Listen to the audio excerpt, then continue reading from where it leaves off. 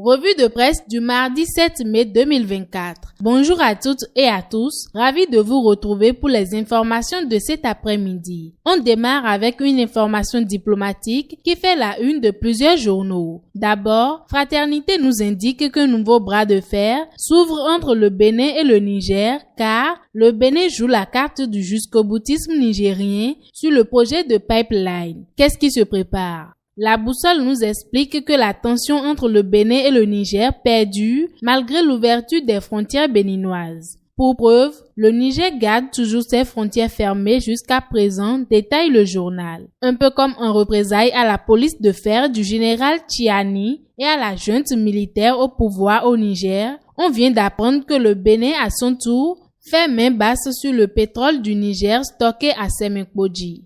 Passons à la politique. L'informateur nous apprend que les présidentielles de 2026 semblent être un casse-tête pour les opposants puisque jusqu'à présent, l'opposition peine à trouver ne serait-ce qu'un portrait robot de son représentant pour 2026.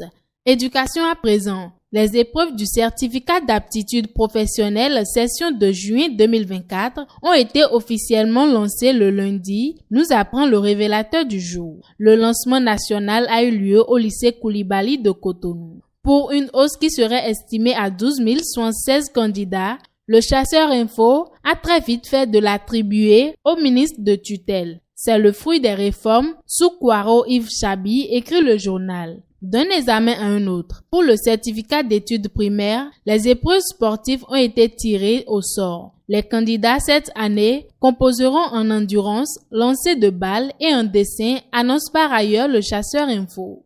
Il n'y a pas de bonnes nouvelles en éducation. Le directeur d'une école de Kérou a été attaqué par des individus armés non identifiés qui a succombé quelques jours plus tard à ses blessures. Il est décédé, rapporte le chasseur info. Une série de marches est organisée pour exiger la lumière sur les séries d'assassinats, annonce Matin Libre. Parmi les assassins, celui d'un jeune enseignant aspirant.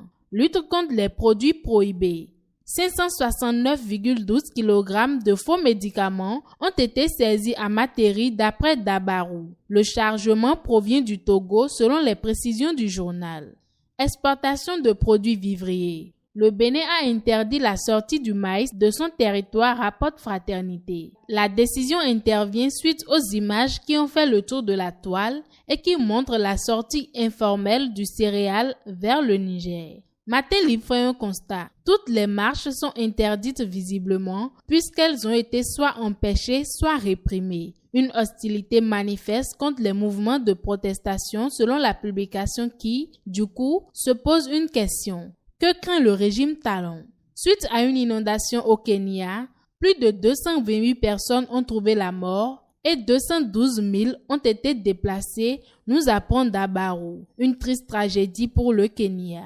Sport pour terminer, tournoi UFOA BU17, la liste des joueurs convoqués est disponible, nous souffle le révélateur du jour. Les jeunes guépards sélectionnés pour la compétition prévue pour se tenir à Accra sont au total 21. Ce sera tout pour aujourd'hui. Merci pour l'écoute et à demain pour les nouvelles revues.